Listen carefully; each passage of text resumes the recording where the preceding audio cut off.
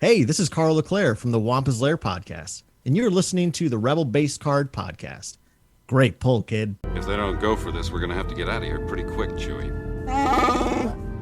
Everything's gonna be all right, kid. You found the Rebel Base Card Podcast. She may not look like much, but she's got it where it counts, kid. I'm your host, Greg McLaughlin. Have I made a few bad decisions? Sure. We talk about cards, collecting Star Wars, and to people in the Star Wars community. Don't worry, we're gonna meet up with some friends of mine. Look for special episodes called The Breakfast Pack, talking about your favorite Star Wars shows. We will never have a better chance than this. All right, let's get started. Well, perhaps it is time to begin again. Welcome back, or if this is your first episode, welcome aboard. I'm your host, Greg When Played McLaughlin, and this is the Rebel Base Card Podcast. Talked about many times, tonight is the night. My Breakfast Pack co-host and Card Squadron winger Gregory Gains Bounty Cass from Ion Cannon returns to talk about Fantasy Flight Games' foray back into the world of TCG's Star Wars Unlimited. Greg recently hosted a sealed draft night at Casa de Cass and returns to the podcast to tell the tales and talk about our thoughts on the game. Greg, how are you doing this evening as I'm brutally going through my intro tonight? I'm doing great. I do have to, just for the sake of journalistic integrity, say that we were at Casa de someone else on the call. But I was happy to host a sealed draft night. And I'm happy to be on Rebel Base Card to actually talk about, dare I say it, cards. Thanks for having me. It's amazing because, it's going to be a while before we get, Skeleton Crew or whenever you are listening to this, it may be right on the cusp of. And after that, I think it's, when you give sort of the breakdown of how bad things could be for Disney Plus. I mean, in a year we could be doing breakfast packs on, WAMPA's LAIR podcast going, what's your question on what Karl talked to Jason about last night? 2 years it could be, how you been, Greg? That could be where the breakfast pack is in a couple years. So we might want to stay on top of things. But anyway, yes, I'm giving away the lead here, but we have Karl LaClair from the WAMPA's LAIR, or I should say Karl Fell the Dragon LaClair. Here to talk about Unlimited tonight. So, Karl, yes, after I set you up and was dangling the Attack of the Clones Wide Vision sealed packs in front of you, how are you feeling tonight? Well, just really jealous that you have those and I don't. But other than that, I'm feeling very excited. I just love coming on this show. You and the Greg Squared Squadron is just the best. You guys just always bring it. So really excited to be here and talking about something that I've never really talked about in a Star Wars capacity. So I love playing these games. I'm not very good at them, but I'm looking forward to having this conversation with all of you because it's so much fun. And the possibilities, you might say, are unlimited. Oh, I like that. I've been cooking that since 8 a.m. There we go. And I did want to give my compliments. I did enjoy you and Jason talking about Ahsoka 1 year later. And it was kind of interesting to talk about your thoughts. And I think it'll be interesting when we see, like when we all give a lot of these shows, including the Acolyte, the aforementioned, some time to kind of breathe and talk about them after sort of the hype train is kind of gone and we've all everybody's gotten their thoughts and their hot takes out. But when you kind of go back like you did, and I thought that it was a very good episode and I just really liked, kind of going back into it, once things have kind of calmed down a bit. Yeah, that's very appreciated. Thank you. Thanks for the compliment and thanks even for listening. So really appreciate that. And it was all towards you, nothing towards Jason. No, I'm sorry. Yeah, I mean, that's fair. That's about the workload content. So I do a lot. Jason does a little. So that's really mean. He does a lot too. No. Fantastic. Our panel rounds out tonight with another player from the, call it CassCon? If it was offsite CassCon. Friend of the show, Google Sheet extraordinaire, Ben Epic Action Brophy returns to the pod. Ben, thank you so much for coming on and talking a little Unlimited tonight. Yeah, I'm glad to be here. I love a Star Wars game for the flavor, and I feel like this is the place where we can talk about it like casual players who love Star Wars. I don't expect, from what I know, any of us are going to be too deep into the tactics for dominating your tournament, but I think we all kind of love playing the game and the character aspects of it. I love that you bring this up because, some of this comes about like, during late last year, Greg and I started talking about, it's a new card game from Fantasy Flight. And for those of you who have, there have been games. There have been a lot of games that started back in the mid-90s with Decipher's Star Wars CCG, and I bought a bunch of that, didn't get a chance to play it. And there have been others. There have been, what was the one around the prequels, Greg? It was the Jedi. It was like Karl. With the Young Jedi Knights one? Young Or Jedi the Knights. Attack of the Clones game. Because it was both and. That's right. They went from Young Jedi Knights and then did the Attack of the Clones game. Yeah. Greg got me one of the greatest gifts I've ever received. He brought me home a sealed, mind you, Attack of the Clones card game by Wizard of the Coast. Is that the name of the company? Is that right? Mm-hmm. So I only know this history because Greg told me, but they got the property from Decipher and kind of just continued to do their own model of this CCG game. And I never knew it even existed. So Greg brought that, and we had a great time playing it at Greg's cabin up in Maine over the summer. Well, at least I had a great time playing it, and everybody was such a good sport playing along with me because I had such a good time. Unfortunately, Ben couldn't be with us that weekend. Stupid COVID got in the way. Ooh. So Ben is yet to been graced with the beauty of this Attack of the Clones card game. So we got to find time to make him play in the sand a bit. So, but of course, Greg, we've also, we've had Sam Tashima on before talking about the original Decipher game, which kind of a great move by Decipher. When they knew they were kind of folding up their tent, they turned it over to the Players Guild, who has kept the game going since the early 2000s. They have regular tournaments. They release, new cards. It's kind of like, it's kind of like a 501st for cards when you have sort of like these ones, and there are championships and all that kind of stuff. And so these games have some legs and do have players, but it could also be like with what Decipher did, who has had a line of games, including living card games, and we'll get into that distinction here in a bit. But I kind of got in with Destiny because it was like around the time of Rebels, and I'm getting back into Star Wars, and you always kind of like to be in on the ground floor of a game because, all right, the beards and the bots haven't gotten a hold of it yet, and it was an exciting game. It had dice, unfortunately and unfortunately. But after 5 years and multiple releases where it seemed like the first one nobody could get because it sold out, and then all of a sudden they they kind of just go nuts. Then they lose the license, and then of course it just dies. And then I'm sitting here with like stacks of like 11 decks and a full Halo tin full of dice.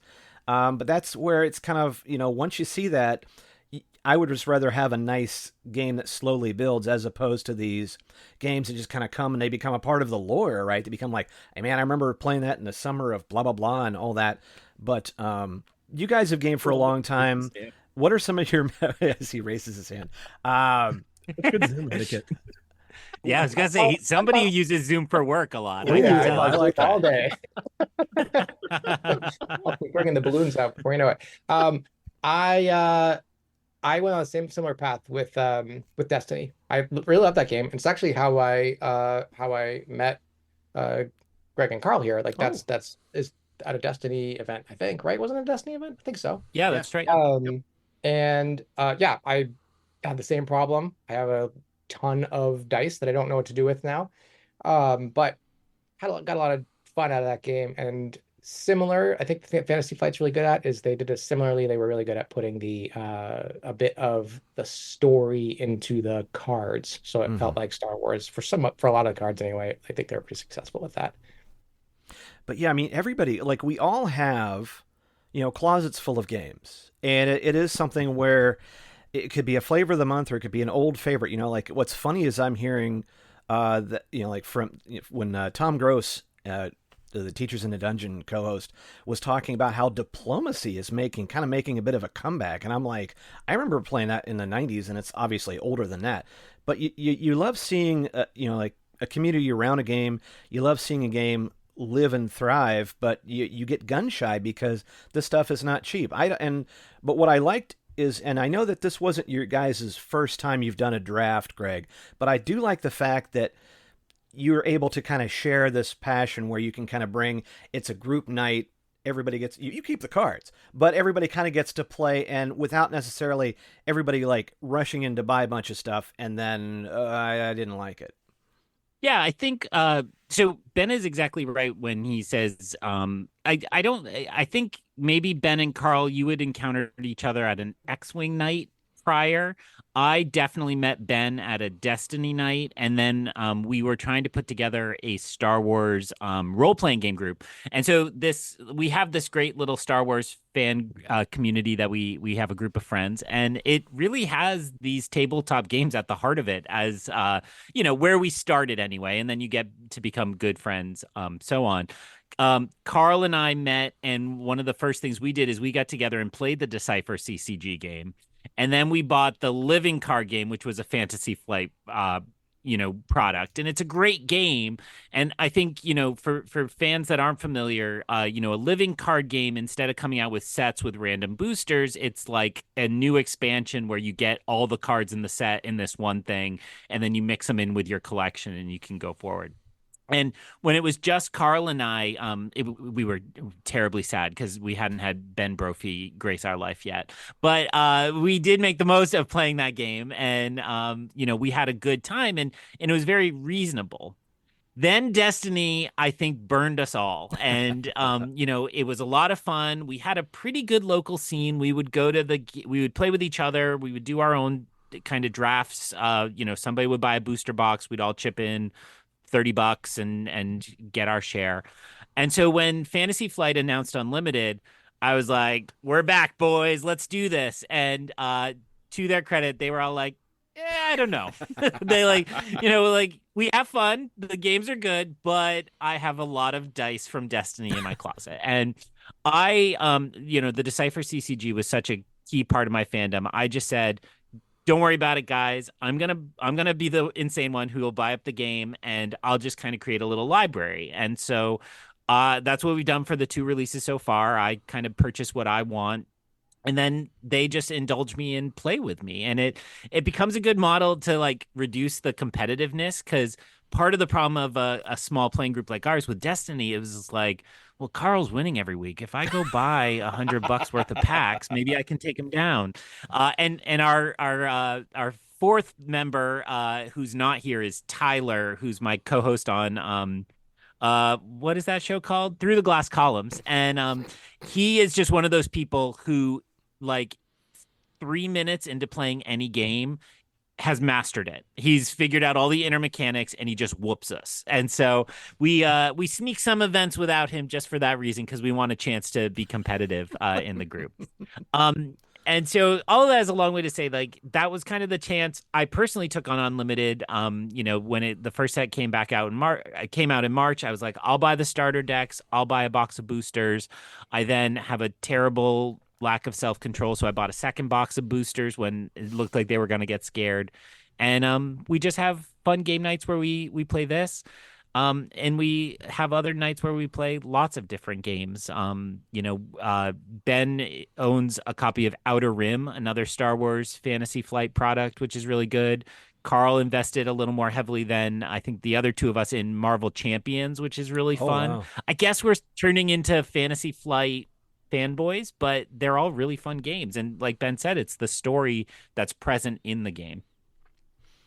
Well, and I would say, like I said, no strangers to games here. And I remember, Ben, especially even with 40K, I always say 40K is more of a lifestyle choice than a game.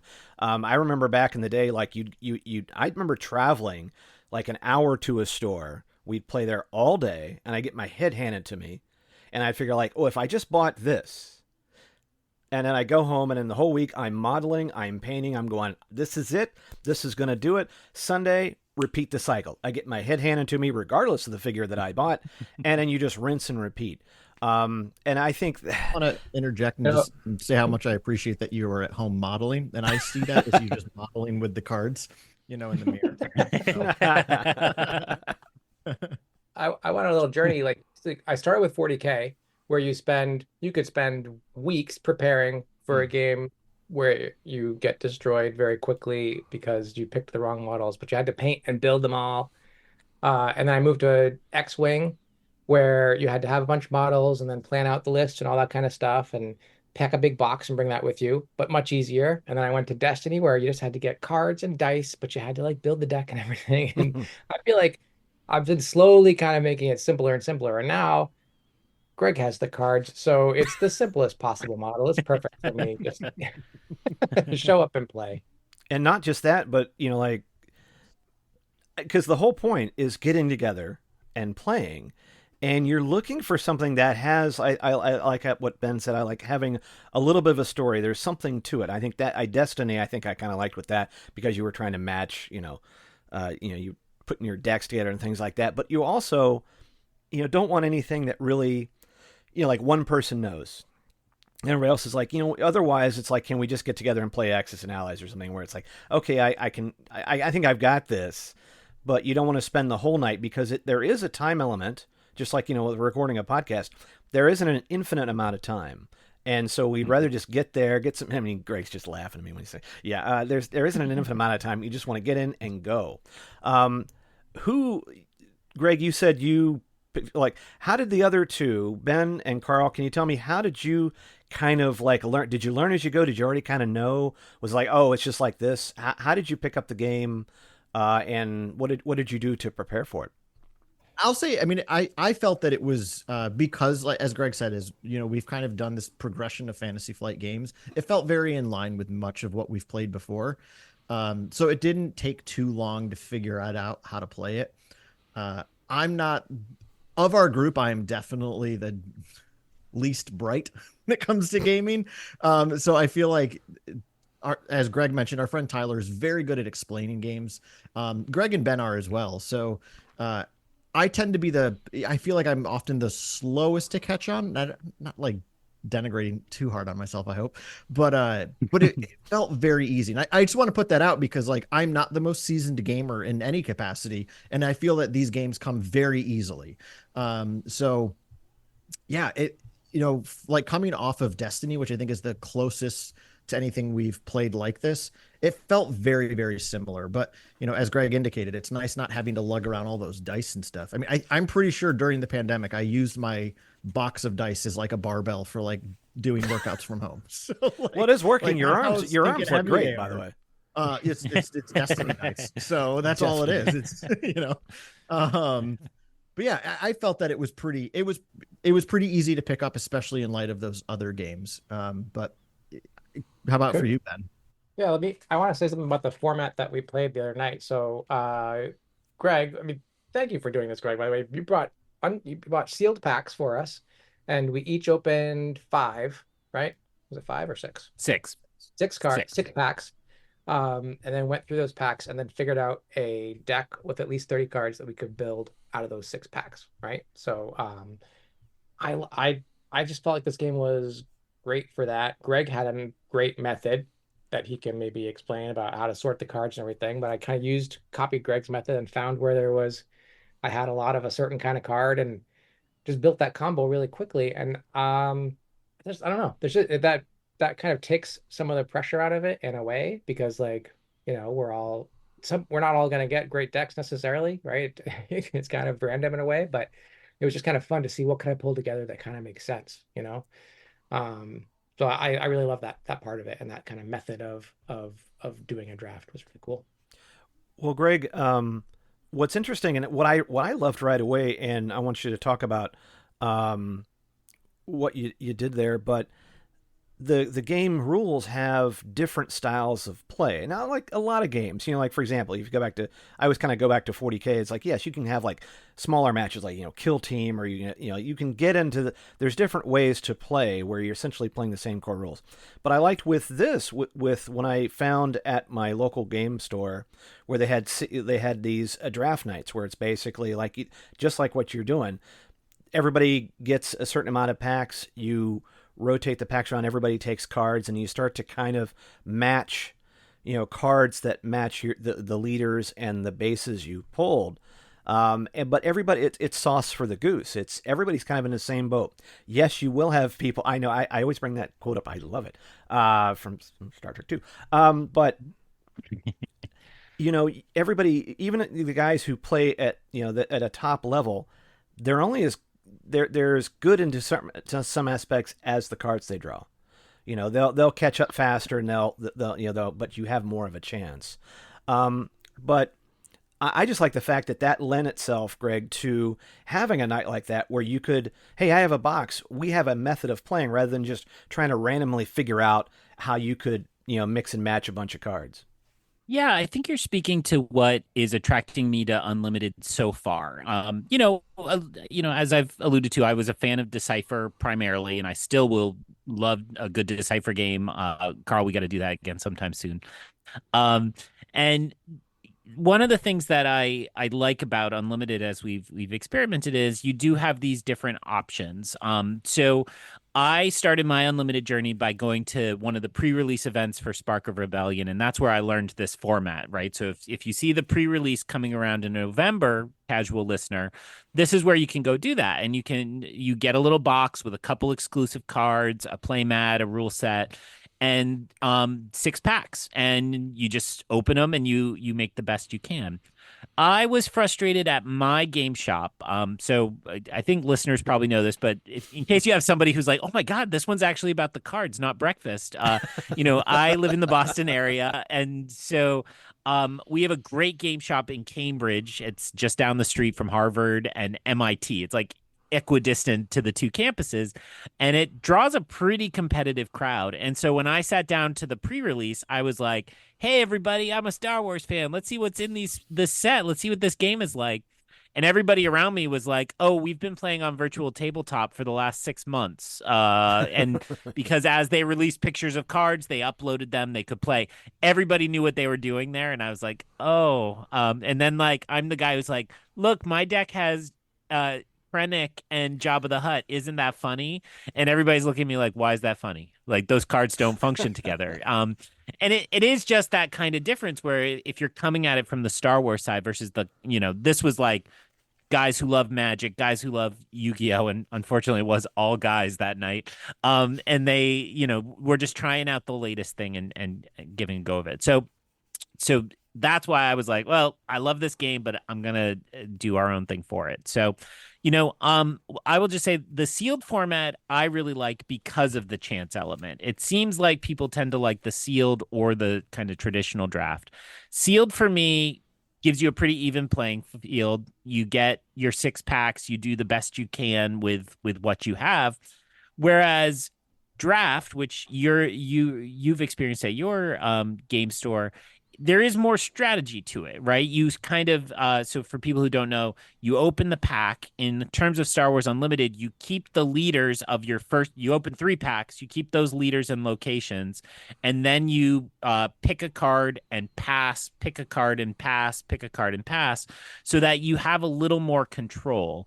And it does lead to better decks because, a third of what I open and a third of what Ben opens and a third of what Karl opens is not going to be played because we don't pick those colors and we don't want to play the penalty. Whereas in draft, if I decide early on I'm doing green and blue, then I can collect a lot of the green and blue and have more options for it. So, I'm hoping as time goes on, we will I have some more packs saved. I'm hoping we'll do a draft of that style. And we already planned the next night we're going to hang out. We're just opening up the library and we're each going to build a deck because that's the third play style is the real build a deck. I know Ben's got a taste for Mando and wants to build a big Mando deck. Karl was building a Rey deck the other night and might pursue that. I won't put plans in your mouth, and so there's all these ways to play with this same set of cards and the same library that has been fun so far, and I hope can keep giving us game nights. What I'd like, Ben, is I think it'd be a good time to kind of get some of the listeners who haven't had a chance to play up to speed, and I would like to get your kind of assessment on how to play from kind of like someone kind of like starting from the ground up, but having sort of like, okay, it can't be that much different. Could you kind of describe how play works in Unlimited? There's the building part that I was learning watching Greg, right? Was that you've got these sort of 4 different colors of cards, like red, yellow, blue, green, and then there's ones that are light side or dark side.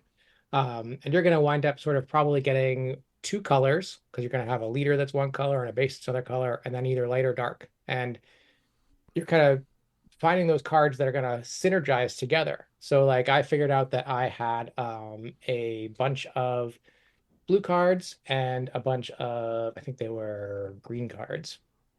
And then I started looking through, and a bunch of them said underworld on them, a bunch of them said bounty on them. So kind of find those keywords that play together.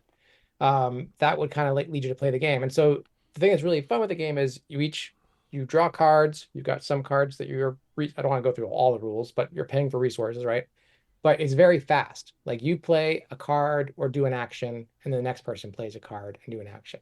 So I remember like with Destiny, sometimes it could be a while where somebody's like playing a bunch of cards and rolling dice, and you're like, I don't even know what's happening.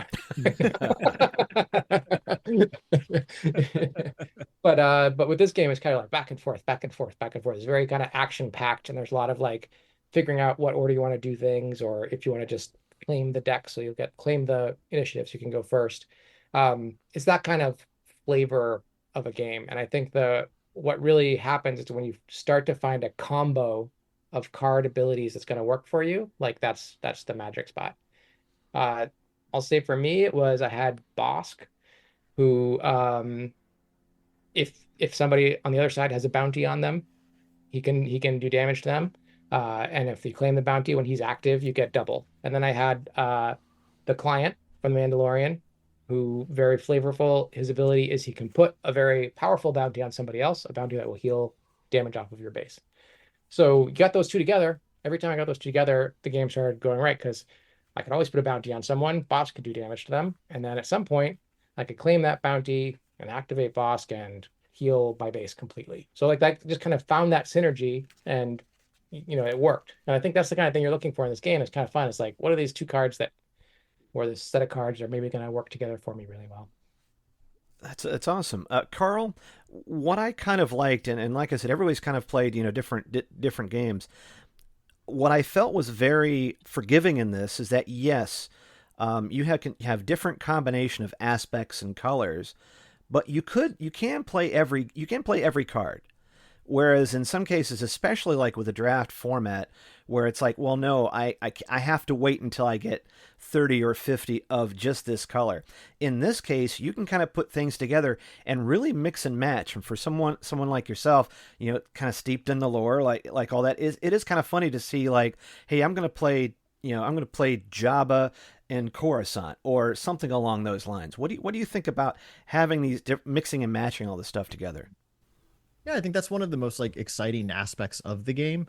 And I remember that being a big drawing point when Destiny was first announced as well, right? It's like, hey, and this is something Jason and I came up with years ago when we started our podcast. Was we used to do every week, we would just do random matchups because we were always curious about, characters from different aspects of the saga. Like what would happen if Qui-Gon fought Luke Skywalker, or Darth Maul fought, Darth Vader, like things like this. And Destiny, I remember it's like the trailer for the game itself kind of sold this like aspect of like, feel free to battle characters from all across the Star Wars saga.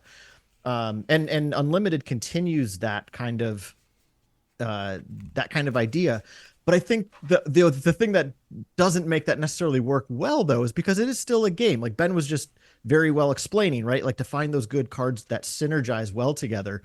If you want to actually win the game, you've got to find that, right? You've got to find the things that snap together, that work well and get you the points, heal your base, put out the damage. While it'd be like really fun to, like with Greg's example of Jabba and Krennic, like, oh man, that'd be so silly and fun to run together, but it's probably not going to work very well, right? And I think what's fun though is, and we were talking about this the other night when we were playing, is how well the designers are at this game though at finding abilities for the cards that are very cognizant to the character themselves, right? So like whatever these character card abilities are, it's usually something similar to who that character is in the story, which I think is really fun. So I love that concept that everyone and anyone can be played. But if you want to take the game seriously to win, that usually won't work to your best benefit. Yeah, Mr. Brophy, your hand is up again. I was going to say, that I think there's a little, I don't know if this works. I don't know if this checks out in front of like what the really good decks are or whatever, but there is something where I don't think Jabba and Krennic would do well. I don't think they would be good collaborators, those two. Right? Like I think their personality have a lot You're of talking conflict. So lore it now, makes right? sense that that deck's going to be a bad combo. Whereas Bosk and the client, match made in heaven. Yeah. Right? Great bounty hunter, guy who likes to put bounties out. All right, it's a perfect combo. Doesn't want anybody to ask questions like a certain dick, you know? But Greg, if you've had a chance to like to get more, like I know like the kind of the pinnacle of this is the folks who do like the the constructed decks. Now these are ones where it's like you're playing 50 plus cards, but since you're allowed like having 3 of a card, usually you'll see like these really like tight decks that have 12 to 15 of like 2 to 3 or something, so that not only can people make sure that they pull that card, but that those cards work together, and so that there are upgrades like you can get Mando's armor or jetpack and these things where the player they're expecting to roll these out, right? Like the problem is like you're pulling up these cards every round, and you have to kind of like add one of those to keep your resources up, because just like Pokemon or Magic, you've got to have X amount of resources in order to play this stuff. But I'm getting like trumped by these guys who they're flipping over a character and then they're adding upgrades to it that really or they'll capture cards. They'll put, like Ben was talking about, putting bounties. And so, getting these decks, and I'll be really curious. We'll may have to do a follow-up when you guys do some more deck building of like, first off, we're kind of just figuring out how to play, getting the cards together, and then, oh, hey, that one kind of works with that. But it's really going to be something when you go like, I've got this whole deck that does this, whether it's controlling the board or I'm just being super aggressive, getting a lot of stuff out there. Greg, what have you kind of been seeing like, oh, I should probably start putting this and this together because to get the desired effect of your game, I guess your gameplay? Yeah, I mean, I think you're exactly right. And what you just described is exactly why I formed my own group instead of going to our game shop. Because if you want a chance, you really do have to get like not just lucky to get a copy of that card, but you need to get the 3 copies to put in your legal deck. And I think all of us experienced that a bit with Destiny, where it was like, we were casual, but it's like, oh, I've got 1 Luke Skywalker, but if I could play it with 2 die, I better eBay that. And, you end up all shelling out a lot of money quickly. So my goal when I deck build, and I have done some deck building, the first night we all played Destiny, I had a couple prepared to go.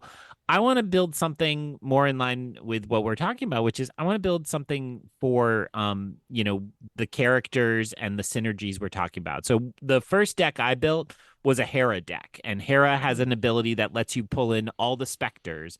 And I think I had all of them except Chopper, and now I eBayed Chopper. So, it's really fun to get like, oh, all the specters are in here. And I think I happen to have 2 Kanan, so I can put 2 Kanans in and be more likely to pull Kanan out, and that's really great. And it was a fun deck to play with. But I think because we keep it a little casual, I don't go into this being like, I want to destroy Karl. I go into it being like, I can't wait till Karl and I giggle that Kanan and Ezra are out together, and then when Hera's on the table and Kanan dies, we wonder, did Jason get conceived or not? We don't know. Or whatever the kind of Star Wars stories we can tell. And I think that's a lot more fun. Another member of our gaming crew is Steph, who is, I'll say it, the world's biggest Grand Admiral Thrawn fan. So when we did our first sealed tournament at our cabin weekend, she was like, I got a Thrawn, I'm building a Thrawn. And we're like, you don't really have the cards for it. She's like, I'm building a Thrawn, and had a great time. And, I think had Rook. So she still got that kind of thrill of like, I got a couple of the cards that work together and had fun doing that. So, and I'll just add that for my library, my goal is to get 1 copy of every card. And that's just to give us the most options when we're building. I'm down to like 10 from Spark of Rebellion, a couple which the Luke Skywalker is still getting like $50. So it might be a long time before I grab one of those. But trying to fill in some of those gaps so we can see what all the cards do and have a good shot at it. The only kind of strategy I've seen deployed in our small groups is, getting extra resources quickly is very powerful. So that is one thing I've seen as a dynamic of the more you can add extra cards into your resources, get your leader out faster, and you just become invincible pretty quick. Although hand size is a nice balance on that, as it were. Yeah, that's something, Ben. I was just going to say, like, one thing you'll notice, and I think I picked that up maybe on kind of the second or third time, is that each leader, has different attributes, but as far as a cost to play.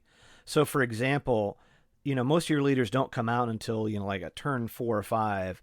But there is something where if you have a leader that is, you can bring out at like, say, 4, I think Fennec Shand is like a 4 versus like a 6. Then it starts like when someone brings out the hammer, as it were. It's really something. It's probably one of the first things you start realizing, like when he or she brings out that thing, I got to have an answer for it. I think the thing that's kind of fun, Greg was saying we might do these just kind of try to build decks, but there's themes you can detect. So I recommend going to StarWarsUnlimited.com. And you can just, it shows you all the cards. You can look up all of them, so there's. But I just went to StarWarsUnlimited.com and I searched for Wookiee, right? And there are 11 Wookiee cards, including Chewbacca, the Wookiee leader. They all have something in common, right? A lot of them, if they get damaged, then they become more powerful. They get that Wookiee rage. And a lot of them are tanks. They're really strong. So you could easily kind of look at this and be like, I could make a deck that's like a Wookiee army. Get all these Wookiee cards in there, and then get a bunch of cards that's like going to add shields to my guys to make them more tanky, or things that will do a little bit of damage to them for some other benefit, because whenever they get damaged, they're going to be better anyway. And like that's the kind of strategy I love. It's like I'm on the one hand, I'm having fun because like I'm in my imagination, Wookiee army, right? Awesome. And on the other hand, you might have something there, right? These guys all have this grit keyword in common with each other, and you could just search for grit and get some other things with grit keyword if you want to make your kind of list better. So I love that aspect. Mandalorian's another one. Like if you look for Mandalorians, when they get upgrades, they get better, which is so flavorful, right? The Mandalorian keeps getting better the more upgrades he gets. So you can get all the Mandalorians you can buy, put them in your deck, find a whole bunch of upgrades, put them in your deck too, and you've probably got both a good theme and something that will play pretty well. And when Ben's Wookiee deck loses, Greg can go, all these Wookiees are dead. Wookiees are dead. Hey, I would say, like, there was a guy last night that was putting a lot of Wookiees in his deck, and yeah, those things are walking tanks. Like I had, and in the one I had Tarful, which was like, it's 7, and health of 9 and attack of 3. I think I made it out, but by the time it made it out, my opponents, I think Cad Bane pretty much took him out before Tarful had a chance to do anything. But yeah, I noticed one, I always kind of look for. I have to show off. We're not a video show, but Karl also opened a Tarful, and he got the no border variant, which is a nice looking card. We haven't said it, but the art on these cards is really nice, so it's fun. Well, and yes, and there are variants to this where you have your base one, and then there's like a foil one, kind of like you'd expect to see out of a Pokemon one.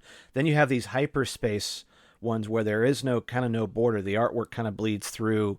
The details of the card, and then there's even the one, usually it's a per case where it's like the showcase, where it's like a special version of the leader card that can fetch you quite a hefty sum on eBay if you pull one. Although we would say that the longer this game goes and the more showcases that are out there, and when there's talk of also reprinting some of these sets, much like your Pokemon's, Yu-Gi-Oh's, and Magics and whatnot, sometimes these cards will gain in value and others will just be printed until doomsday.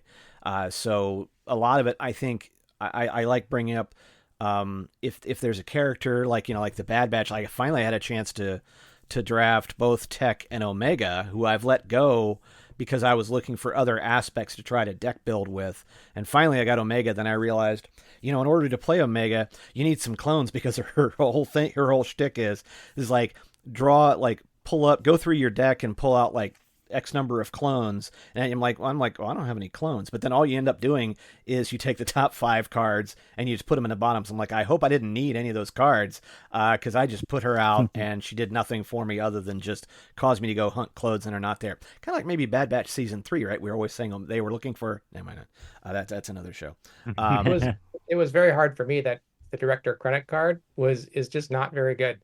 Right, like I love Director Krennic. People don't know, but Director Krennic is one of my top Star Wars fixations.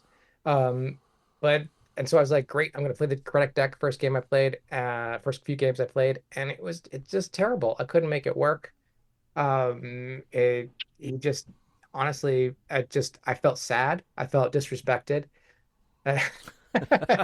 And I'm just gonna have to decide that I love Bosk because Bosk was really good. Well, do you know who is really good is Grand Moff Tarkin, and I think we could stand here amongst his achievement, not or Krennic's. That's the worst thing you could have said. The breaches have been filled. Oh, sorry. I will use Grand Admiral Thrawn as my model, and I want to throw to the panel, and I'll throw to Karl first. Is like, as you think about the possibilities you've seen in the game, and you think about like your favorite characters and stuff, like what do you want to try to build? Like, what would be fun for you? Again, we're not going to worry about being competitive, and but what do you want to build? What kind of characters would you want to focus on? I wish Embo was a leader card because I want an Embo deck. Like, I mean, he's a great support card, but he is not a leader. So, with what's out there now, I actually would probably be most inclined to build a Ghost Crew deck because they're all out. Yeah. I love the Rebels group of characters. I love Kanan. Kanan is not a hero card though, right? Like you would have to run Hera as the hero, right? Which is fine. Yep. But yeah, that'd probably be what I'd be most inclined to do. I didn't when we played the other night, I really was excited to play Rey. Rey's one of my favorite characters in Star Wars, but her card just wasn't that good, or at least not for me. Again, I'm not the best at this game to begin with, but she just didn't seem to work great. It's clearly a Force Awakens Rey because she's not particularly powerful. And even her ability on the card is like it bolsters really weak cards. But if you don't have any weak cards out there, her ability is kind of useless. Well, and that you got to burn a card in order to use that, and then she's exhausted. So it's like now what's nice is you get those actions. We're talking like each leader has actions they can do every round, and then there are epic actions where it's like they can do it once a game. But yeah, just like Director Krennic and I had Hondo. Who I liked. I was like, yeah, I'm going to build a Hondo deck. And it was like, meh. But some of that is like not knowing how to play them well, or like, for me, like bounties and smuggling. I kind of got bounties last night in my 6th go around, but smuggling, some of these aspects they put in this 2nd edition were still like, okay, I still have to wrap my head around how to pull smuggling. So some of these, yeah, they're a little more straightforward. I like the, like, putting together like a Sabine deck as opposed to some of these where it's like, yeah, they're a little more nuanced, and it probably takes a more skilled player than I am to kind of grok these. Yeah, I thought smuggling is you can take a card and put it as a resource, and then later on you can play it for its cost out of the resource pile, and maybe it'll have some benefit from having been played as a smuggling item. That I do not have the working memory for that. Right? Like to remember that I've got these things in my resources, and at some point I could pick up my resources and pick this one out and say, haha, I smuggled this all along.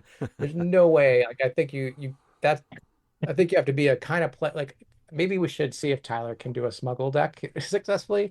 I could not keep all of that stuff in my head while I was playing. So I think maybe there's just different play styles or something, but I definitely agree with you. Like certain rules in this game, you're like, and it takes a little time, but it also takes the right group. Because, Greg, you were saying it, like if you go into that store and you're all excited and they basically just mop the floor with you, and then also kind of like, meh, you're like, well, screw it, I'm not going to play that again, or go back to that.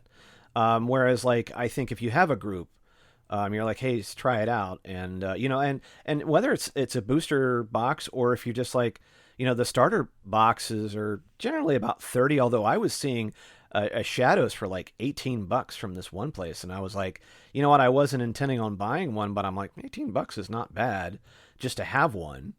But that's the nice thing about like each of these releases should have a starter box that's going to have everything you need. Plus the rules probably like the PDF, which you can get, from Star Wars Unlimited, is quite long. But the rules that probably come in one of those starter decks are probably going to be like, no, just do this. And yeah, I think Ben, Bounty I started grokking, but it'll take me a little bit on smuggling. Those are two aspects that really kind of came into this release. If you went back and kind of played Spark again, you go, oh, this is easy. Because it's a little more straightforward. And I don't think FFG is going to do that every time. There will be like little changes, but thankfully right now, all cards are valid. I think when we get through Twilight, probably the same. So it's not like Magic where it's like, no, we haven't been able to use that card in 50 years and all that kind of stuff. So it is, you want that in continually to have that in. Otherwise, another year people are like, I don't even know where to start. Everybody's so much better. Screw it, and there you go.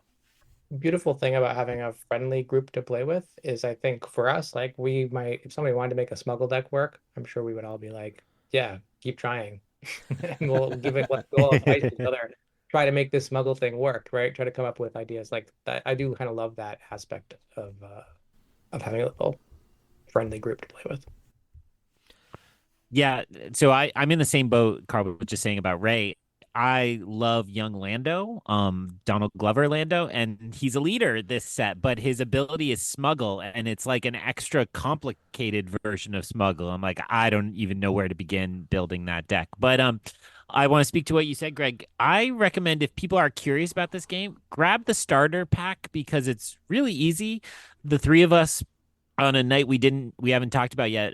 There's a nice kind of towny bar near Ben's house of North Cambridge, kind of real, just I want to get lost in my beer types. And we roll up in there with a starter pack and take over a table in the corner. And they all think we're the weirdest people around, and they're not wrong.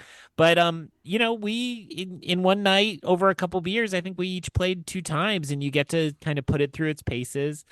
Our experience was that in the new starter deck, Mando is way better than Moff Gideon, but we need to play him a little more and find that. In the Darth Vader Luke starter pack, which was the first one and still out there, I think we thought they were closer, but I think Vader won a lot in what we've played so far. But, another night, I'm going to grab Vader and let's have Vader fight Din Djarin. You can just swap them out and play with them. So, as Greg said early on, he's kindly buying all the cards that we then get to play with, which is awesome. But I ended up grabbing just the original starter pack of Vader and Luke because I went out to visit Jason a few weeks back, and I wanted to try the game with him because I was like, I think he'd enjoy this.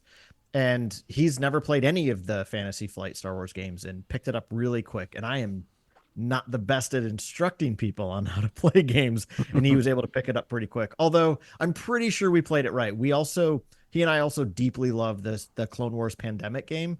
So we picked up an extra copy when I was out visiting him a year ago.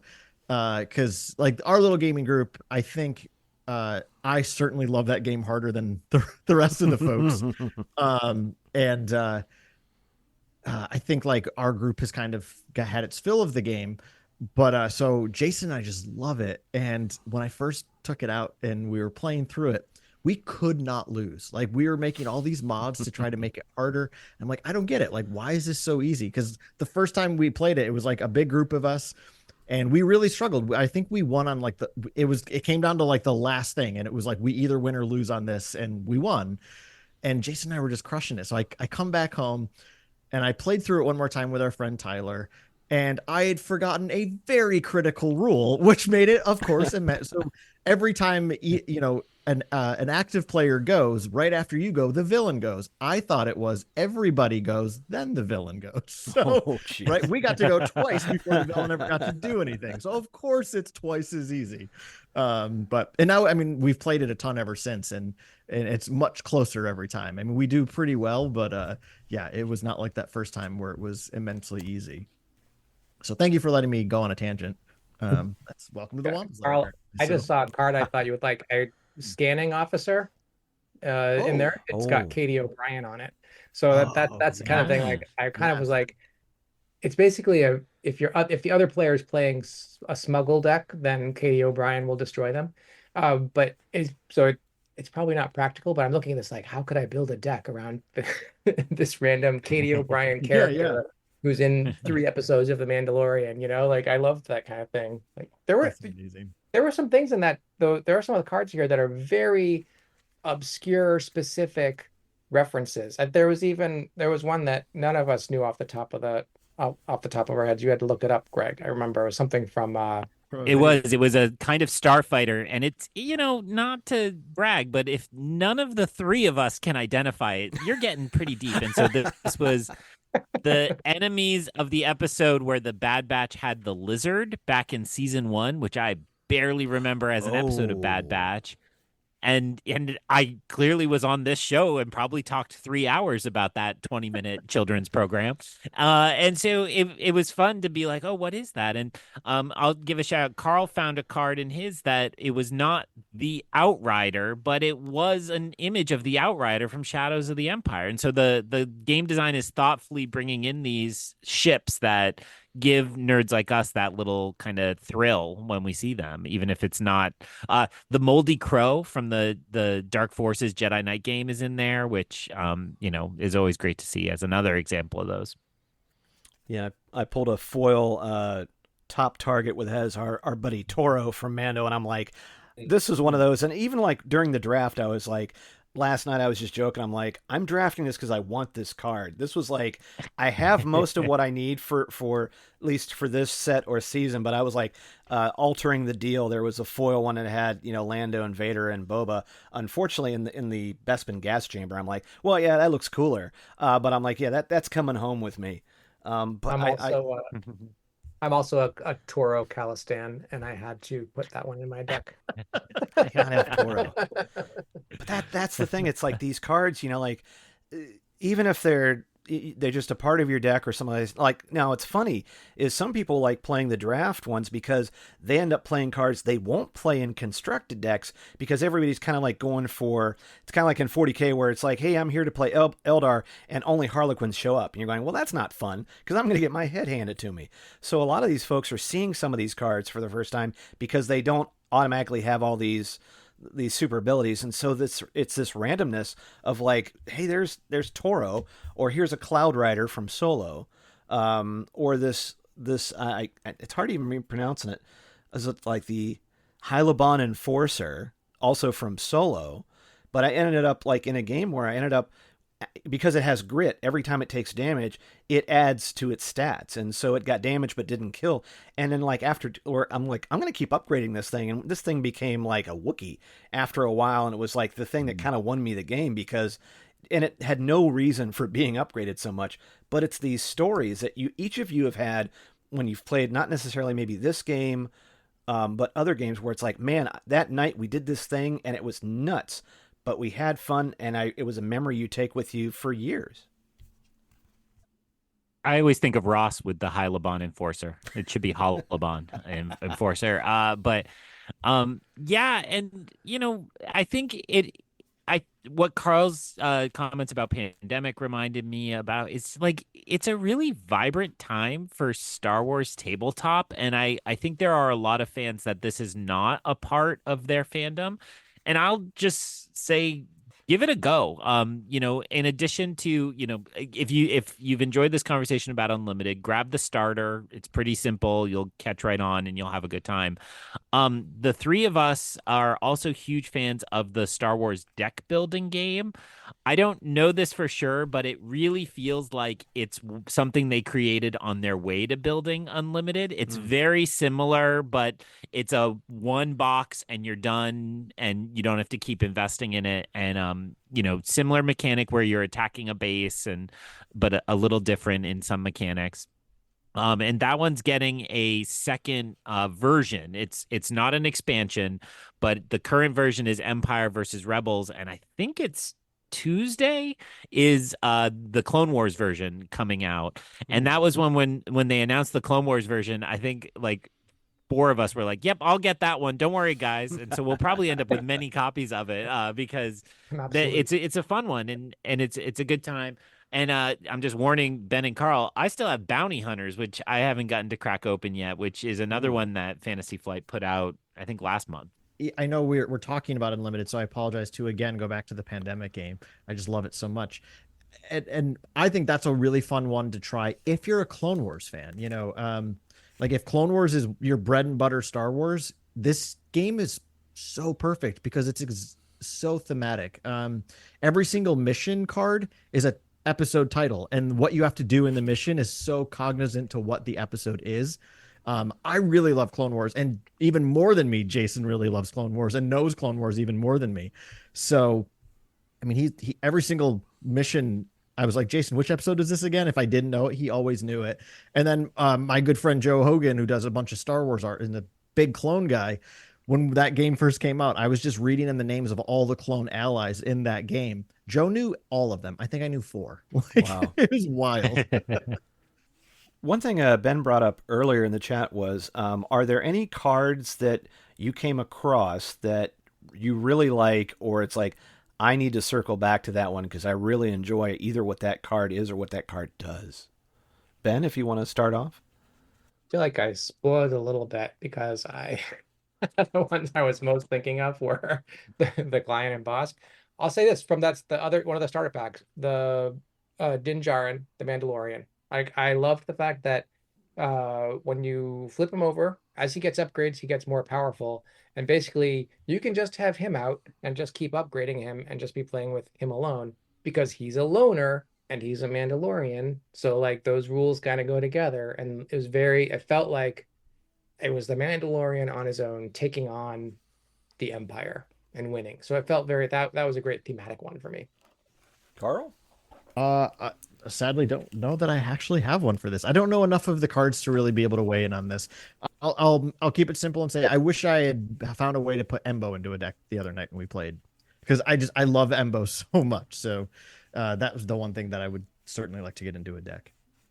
But what about the two of you, Greg Squared? I'm desperately needing a better Kenobi card, but I think that'll be next set because next set is more prequel based. I don't think they've announced the starters or maybe the starter is Ahsoka. I forget. It might be out there. But I really want to. Sorry. Okay. Yes, yeah. Ahsoka and Grievous. So I'm looking forward to getting a little more prequel Clone Wars in my collection, but I really want to get a Bad Batch deck too. Bad Batch is near and dear to my heart because of all that we've done on this show. And so I want to get a full set. And then, I mean, obviously with the Clone Wars set coming, the clone abilities of Omega, it's going to, be huge if you can really build a cool clone deck. So that would be a lot of fun. How about you, Greg? Somebody you want to get working? Something I really had fun with last night is like, because I was building more of a blue deck, I ended up with the armor, and I'd had one of hers already, so I'm like, although she's unique, I want to make sure at least I have it. This one, when she was played, she gave a shield token to like up to 3 Mandalorian units. And I happen to have that's one of the nice things because there are these colored aspects, and then there's actually these neutral units that can go into any deck, including some Mandos, which was nice. So I happen to have two other Mando units, and there's no reason that she can't put a shield on herself. And so what was nice is that with these units shielded, my opponent who had these really heavy cards, they could do whatever they want, but that attack that round only took off that shield. And I'm like, okay, those shields that she just put on saved my bacon. And I'm like, I really kind of dug that. And so, knowing when to play some of these, but I would say that, I kind of liked some of the Mando units because they, I think I kind of gravitated, although I'm more of a control guy, or I'd like to kind of make sure to kind of stall you, slow you down, frustrate you. I liked the previous couple weeks playing more of the aggression type decks just because I'm not that great a player, but I felt that the deck that I had kind of gave me more units to throw out. I'm like, all right, if I can just kind of slow you down, but also, kind of get something out there. I think I had there was an event where it exhausted a card, right? After you play, your card's exhausted and you can't do anything else with it. So I was able to throw out this 0 cost card that basically took one of his most powerful units, and well, you can't use it this turn. I'm like, okay, great. So sometimes, even if you're playing a better player, there are space units and ground units, and you can go, all right, may not be able to beat you, but I can slow you down and keep you from trying to execute your perfectly put together plan. And so there are ways you can build these decks to go, hey, I can kind of maybe control events or slow you down until I can kind of catch up and maybe compensate for my lack of experience until I can kind of overwhelm. But I mean, it's kind of interesting because there are these pieces, and right now space units I don't think are getting the respect because you can upgrade ground units so much more. And so by throwing out some space to kind of distract him, going, oh, I can put these out there. You may not have really thought too much about it, but he's getting a free attack on your base while you're sitting over there trying to put, 3 or 4 upgrades on your guy. And so sometimes just kind of I think it's an aspect in other games where you can bring the experience you have of playing games to go, well, I may not know the whole rules, but I know these players. I know how they operate, and all right, I'm just going to try to slow them down. And it's nice because it feels like my experience as a player does help me a little bit. At least I'm not coming in blind. I love the flavor of that armorer card you described, because the way it plays into what that character does, and right. She works better if she's got a bunch of Mandalorians with her. Karl, I just looked up Embo, and it's when he completes an attack, if the defender was defeated, heal to 2 damage from a unit. So he's a shield. He both attacks and then he protects the other cards. So it kind of that's it's not as clear as the armor one, but it kind of checks out. It's kind of cool. The reminder why he's better than Cad Bane. Cad Bane's hat doesn't deflect to anything. This is a regular thing that I do with Jason because Jason loves Cad Bane, like most people, and I just think he's the subservient to Embo. Embo's just the better bounty hunter. You just got to learn to accept it. I just want to mention quick, because Greg brought this up earlier, and I just want to reiterate it. How much I love the art on these cards. We've talked a few times about how Fantasy Flight has kind of recycled the same cards across some of the games, like the Living Card game used the same art then again on Destiny, and you saw a lot of that art in the X-Wing game as well. So having all these new artists, I think, is just really fun, and it's a very playful art style. Greg, I remember, pointed out a card when we were playing the other night. It was a gorgeous card of Obi-Wan and Luke from A New Hope, and just the art style was really, really fun. It's this would be great to hang on a wall. And Greg, as you were talking about how much you like the armorer card, it just also made me think how Emily swallows at a lot of cons, and how cool it would be to get her to autograph that, right? And I know I wouldn't be surprised if this is not also true for you, Greg McLaughlin. I think Greg Cass has also had some autographs on some of his CCG cards. It'd be cool to have your armorer cards signed by Emily Swallow. I feel like these are neat things to then bring to a con, just something unique. And I feel like some of these actors probably wouldn't even be aware of that stuff. So it'd be fun to show them something unique to get to sign as well. Well, everybody has been, at a con and gone through a line, and yeah, you've got a minute with somebody, and if you can kind of make a connection, you're like, hey, I'm not here to make friends with you for life, but I would as you're going through that automatic sign and get to the next person, if you can have that little moment, that's all it is. That's what it's for. And by the way, I love the fact that you brought that up, because also the artist names are on each card, tops. So this is what I love. And it's a lot of new names that I like. Some of them you'll see, if you look up their name on Instagram or X or whatnot, but a lot of them aren't. And so this is a lot of new art. And I know that, there was a little at the beginning when Spark came out going, well, it looks more comic game. It's a great style. And yeah, it's a fun and playful style for a game. All right. One thing I will say, just to kind of start bringing this to a close, and this has been kind of what I was hoping this would be, because there are Star Wars Unlimited podcasts out there, and man, if you really are competitive or really want to get your game up, there are some really good ones out there. We were talking before about Ice Cave Radio. I think a couple of the hosts are also esports hosts, and they had one, and I was listening to Galactic Ambition, because so it's nice. Maybe you can some of those podcasts you could learn to like to get news and things on that where, hey, upcoming releases or cards to kind of look out for. Like, the Crate Dragon was the super uber card out of this one, where I think you bring a Crate Dragon out, and if the other opponent doesn't have an answer for it, you're kind of done. But at any rate, I don't know. Are any of you aware of the online site where you can play for free? There is a place called Force Table. If you go to forcetable.net /SWU, and I'll put that in the description, you can play, I think they have some pre-built Spark and Shadows decks where I was talking to our mutual friend Aaron Harris over at Star Wars Reactions, and kind of include them in, and you can log in and I think do more with it, or you can just kind of play a quick game. And it does kind of get your feet wet, and it will kind of tell you, like, it'll list like what you can do, and you really can't do anything until you do it. And so it's like, oh, okay, where I can do this, and it's a nice way to kind of play for free. And you'll see the cards, the same cards, and it's a really nice way to get your feet wet.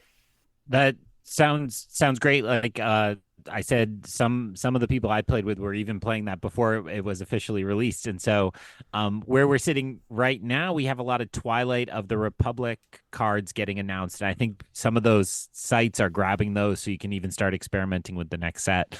And I'm using that as a segue. And I think I've shared this with all of you probably on text message, but like they made a nice map of where this game is going. So the next release is November, and it's Twilight of the Republic, and it will be primarily based in the Clone Wars. And then they already announced the 3 sets for next year, and their plan at the moment is 3 sets a year. Next year is Jump to Lightspeed, Legends of the Force, and Secrets of Power. And that's literally the entirety of the information we know about them. I will just say, with pure speculation, Legends of the Force gets me really excited, because I don't think you use that word legends lightly in Star Wars. And I wonder if we might get some of those heroes.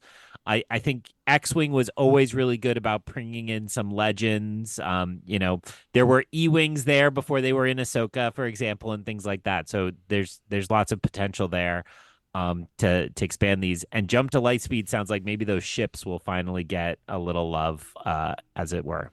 I would hope so. And also, just to say, like, even if a Legends character may not get, their name on there, there's plenty of these cards that have the action where you go, oh, that's so-and-so, but they didn't have to name them. And you're like, that's a great little technicality to hopefully, and of course Lucasfilm has to approve all this stuff, but I would say, like, I'm kind of excited to see some of these characters, because we're already seeing, Bad Batch, and we see, I think with Twilight of the Republic, you're going to see like a lot of things having to do with the battle droids and clones, and I'm like, okay, that could be fun. So if someone really is digging in the prequels, Karl, that you're like, hey, this is my jam. I would love an event card in the Spark of Rebellion set that's titled "I Don't Like Sand," and its ability can be, opponent reveals their hand to you, and you get to lay one out and watch the birds with it. So, that's so sweet. All right. Before we kind of wrap things up, Ben, Karl, Greg, any last thoughts before we kind of bring this thing to a close?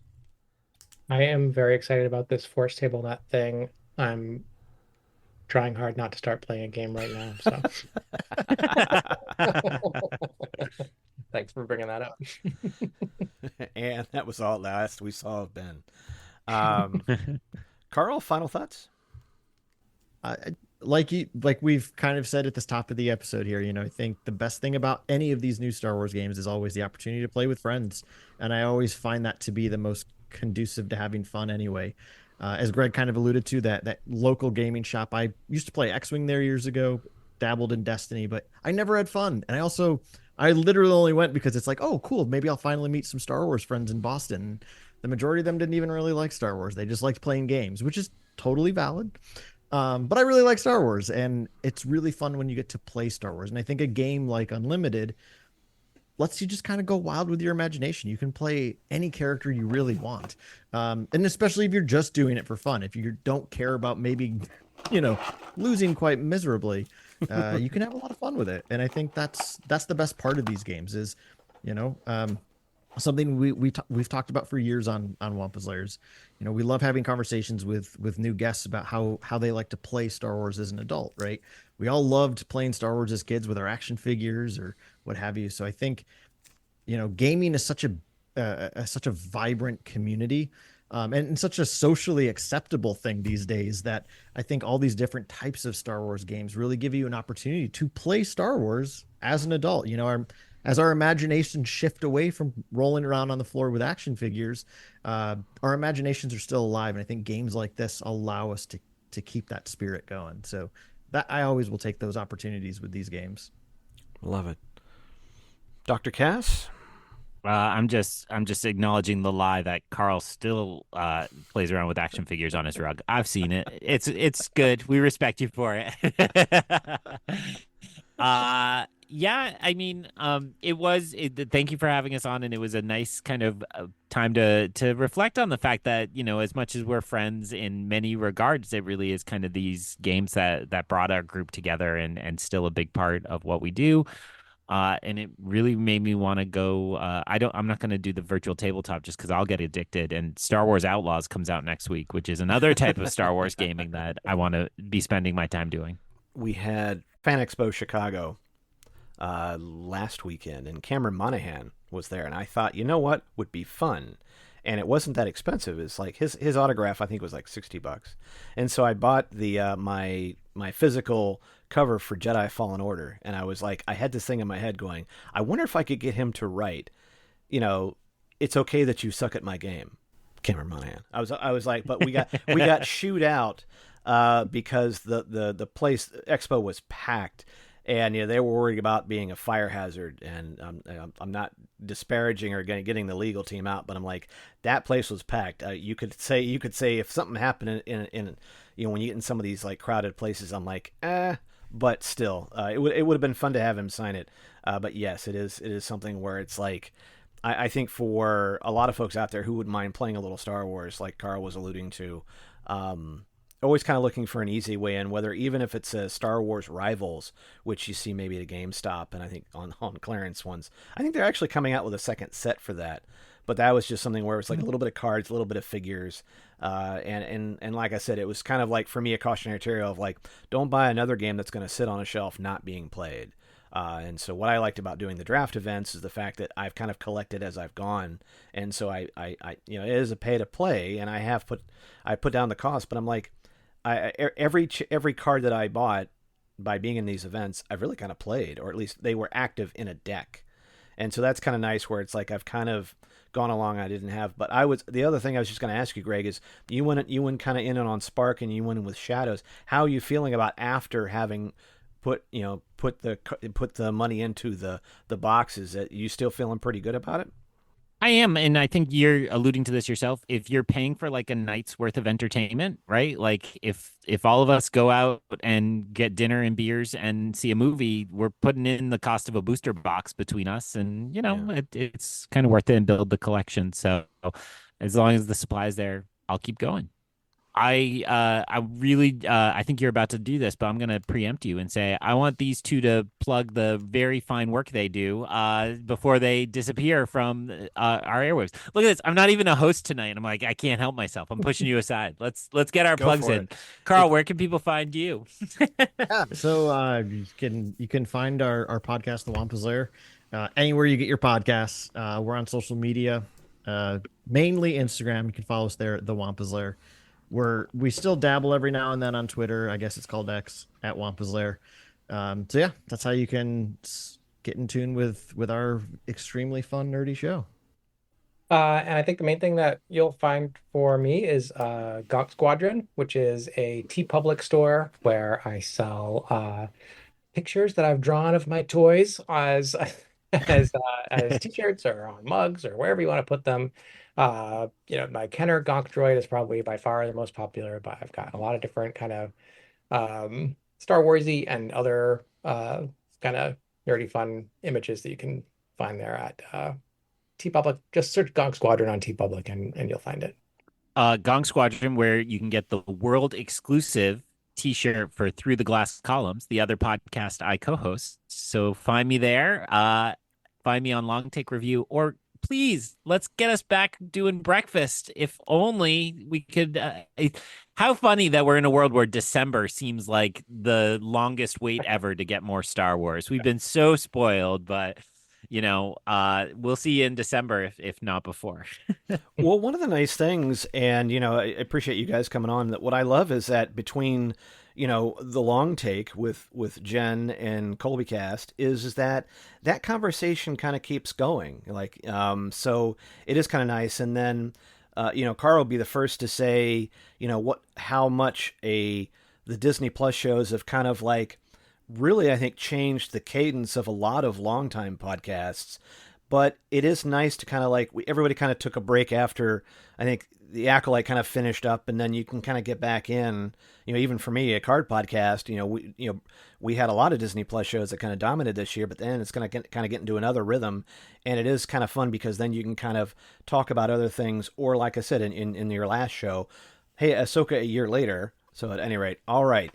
We're going to wrap it up. We hope you enjoyed this. And if you get a chance to try it out or go to a store or just play online, let us know in the comments after I post this and put it up on Instagram and Threads and all that, what you think. Did you find it interesting? Did you not like it at all? Have you decided to dive in? There are different ways, free to play up to however much you want to dive in. And if you have a comment on anything else, you can find me on Twitter, X, Instagram, Facebook, Threads, Blue Sky, Substack, and Hive at Rebel Base Card. All right, so for Greg Cass, Karl LaClair, and Ben Brophy, I'm going to let Card Squadron take it out, and we'll talk to you soon. The Rebel Base Card podcast focuses on cards, collecting, and the Star Wars community, and appreciates you coming along for the ride. If you have any feedback for this episode, you can reach out to the program in a number of ways. You can leave a comment on the Instagram post for this episode. You can also DM Greg on Instagram at Rebel Base Card. Make sure to also follow the Rebel Base Card on Twitter and Facebook at Rebel Base Card. If you want, you can send an email to greg@rebelbasecard.com. And you can find show notes for this and all episodes on the website rebelbasecard.com.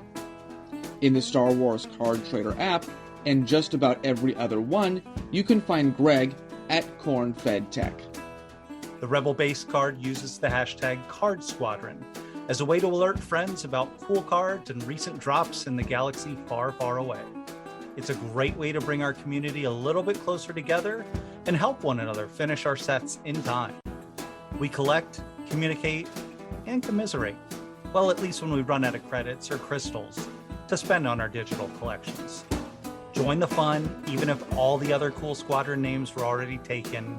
And remember, we collect as one, and would be honored if you join us. And if you are a sketch card artist, or Star Wars artist or collector, cosplayer, and want to talk about your work, your craft or passion, drop Greg a line. I'm sure he'd love to hear your story. You can also help the show by leaving a comment or review on Apple Podcasts, or wherever you got this episode. Otherwise, the mission is clear. Keep those cards out of the hands of the Empire, and the Rebel Base Card will return soon. This podcast is not affiliated in any way with Topps, Disney, or Star Wars, nor is it endorsed by Disney or Lucasfilm, and is intended for entertainment and informational purposes only. All names and sounds and any other related items are properties of their respective trademarks and or copyright holders here in the U.S. and abroad. The official Star Wars website can be found at www.starwars.com. That's it. By the way, speaking of next year's swag pack, Greg, you took a great shot, that overhead, and it fit into... I was looking for what to put on the back of the checklist, because next year's cards are all going to be Empire Strikes Back themed.